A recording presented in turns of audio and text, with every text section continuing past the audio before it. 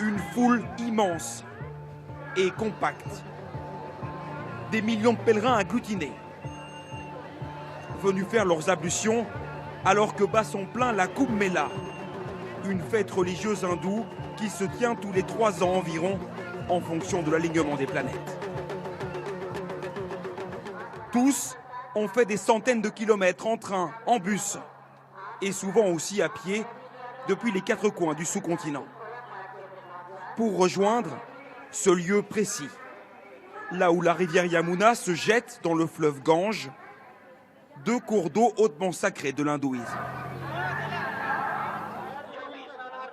Cette famille tente de se frayer un chemin. Le père emmène sa femme et ses 2 enfants ici pour la première fois. Ici, il y a une 3e rivière invisible qui descend directement du paradis. Nous allons nous baigner à cet endroit. Les derniers mètres sont les plus compliqués. La famille se retrouve écrasée par la foule. Ne poussez pas! Lors de leur 2e tentative, ils parviennent finalement jusqu'au bain sacré.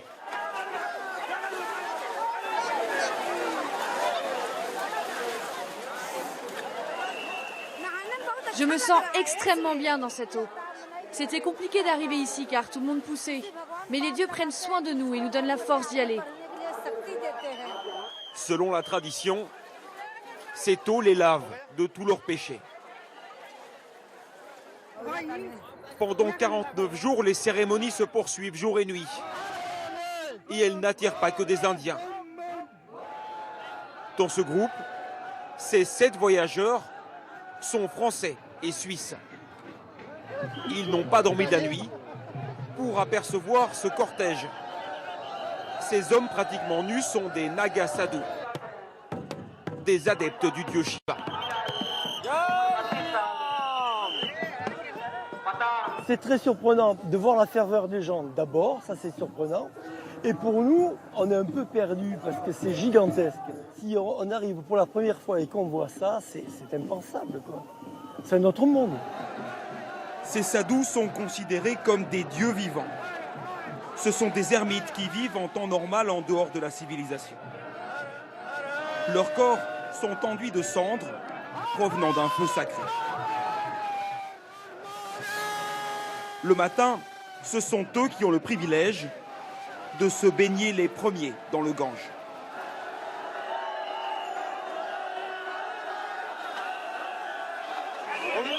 Ce pèlerinage, c'est notre religion, c'est notre vie, c'est tout pour nous. Sans lui, la vie ne vaut rien.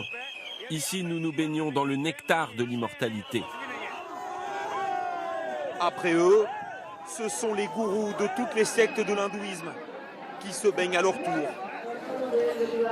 Et enfin, le commun des mortels. À certains moments de la journée, la cohue devient extrême ici, sur les rives du Gange. Selon les organisateurs, il y a jusqu'à 20 millions de personnes qui se baignent en même temps, un mélange de démesure et de spiritualité extrême, comme peut-être seul l'Inde en a le secret. Pour accueillir ce pèlerinage, c'est une ville temporaire de 45 km² qui est sortie de terre. 22 ponts flottants ont été installés sur le Gange et la Yamuna. Des dizaines d'hôpitaux de campagne et des postes de police ont été aménagés. Il y a aussi 15 centres comme celui-ci, destinés à venir en aide aux personnes perdues au milieu de cette cohue. Chaque jour, elles sont plusieurs milliers à arriver ici en larmes, après avoir été séparées de leurs proches. La foule bouge dans une direction. Et s'il y a des enfants ou des personnes âgées, ils se tiennent la main, mais à cause des bousculades, ils se lâchent et ils ne peuvent plus se retrouver. Les autorités indiennes ont dépensé 537 millions d'euros afin d'organiser ce pèlerinage. Le prochain aura lieu en 2022 dans une autre ville plus au nord.